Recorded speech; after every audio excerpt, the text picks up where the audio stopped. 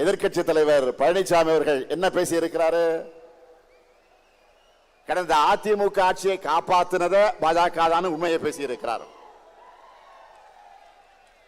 அந்த கைப்பாவை அரசை தமிழ்நாட்டு மக்கள் தூக்கி எறிய திமுக தான் காரணம்னு நம்ம மேல பாஜக வன்மத்தை கொட்டிட்டு இருக்கிறாங்க. அதனாலதான் தொடர்ந்து நமக்கு இவ்வளவோ குடைச்சலை கொடுத்துக்கிட்டு இருக்கிறாங்க. அதை பார்த்து முடங்கிடணும்னு நினைச்சாங்க. இதனாலதான் நம்ம திராவிட மாடல் அரசை பார்த்தா சிலருக்கு வயிறு எரியுது. வாய்க்கு வந்த அவதூறுகளை எல்லாம் அள்ளி வீசுறாங்க.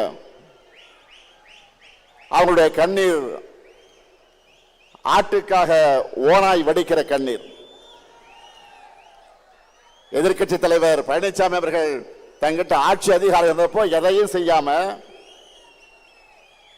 தமிழ்நாட்டு உரிமைகளுக்காக குரல் கொடுக்கிற தெம்போ திராணி இல்லாம அடிமை சாசனம் எழுதி கொடுத்தார்.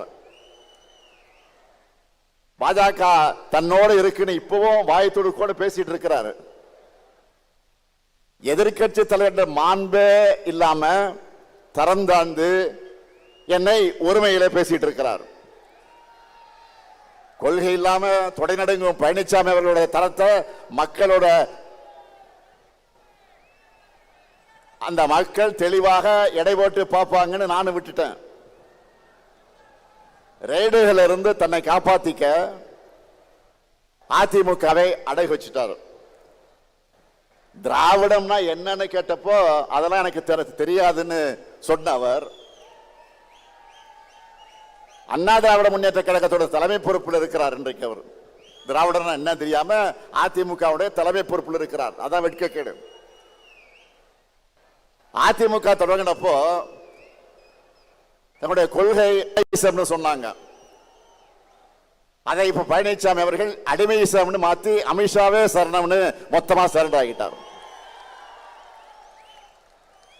முழுசா நடந்த பிறகு முக்காடு எதுக்குன்னு கேட்பாங்க. அந்த மாதிரி நேற்று டெல்லியில கார் மாறி மாறி போன பழனிசாமியை பார்த்து இப்ப எல்லாரும் என்ன சொல்றாங்க தெரியுமா?